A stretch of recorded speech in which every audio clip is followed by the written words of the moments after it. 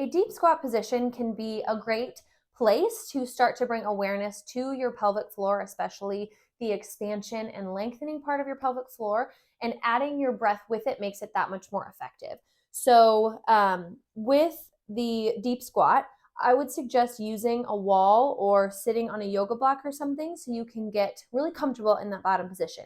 So what I'm going to do is set up kind of in my squat stance, and then I'm just going to use the wall to slide all the way down and as far as I feel comfortable. If you don't have the ankle mobility to get into this, you can also prop up your heels on something like a yoga mat, or kind of fold it up under those heels. So I'm down in this squat position. I'm going to think about my knees being wide. I'll widen my feet just a little bit more.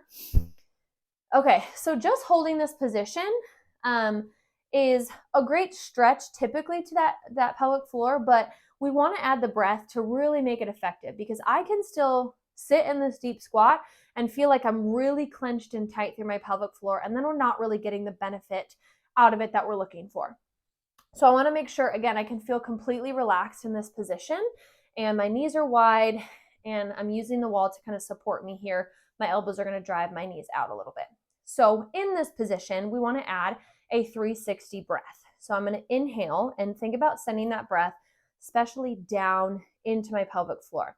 I'm not pushing or bearing down on my pelvic floor, but as I breathe in, I don't want all that breath to come up to my chest. I don't want to suck my belly in. I'm thinking about my belly expanding a little bit, my ribs expanding, my back expanding into the wall, everything opening up. That's where that 360 comes from. And then the pelvic floor.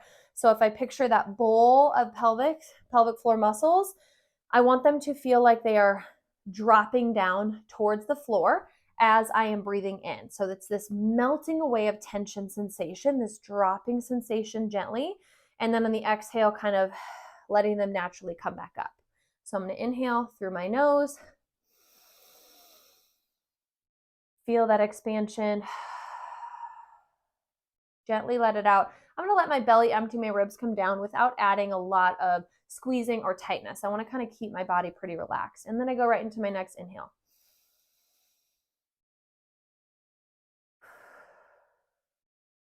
So this is a great position to start to bring awareness to your ability to relax in your pelvic floor. Can you feel that dropping? Can you feel that releasing sensation, that melting of tension? Or do you feel like that pelvic floor doesn't move and it's just tight the whole time? Then this is a good position to work on. We want to build that awareness of the relaxation phase of the pelvic floor, which is what a lot of people are lacking. We're used to feeling tight, and we know what that feels like, but the letting go and the relaxation is what a lot of people don't have as much awareness of.